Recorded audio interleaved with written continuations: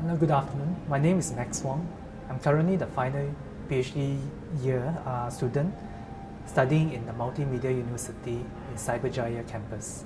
I came across with this particular conference. It caught my attention simply because it was recommended by some of my colleagues and fellow students while I was studying in MMU. I'm really surprised because this particular conference stood above the rest as it offers an unparalleled opportunity when it comes to publishing your working paper or even your articles in various journals. On that note, I am very grateful I was given the opportunity to be selected to present my paper today related on environmental, social and governance issue, ESG in short.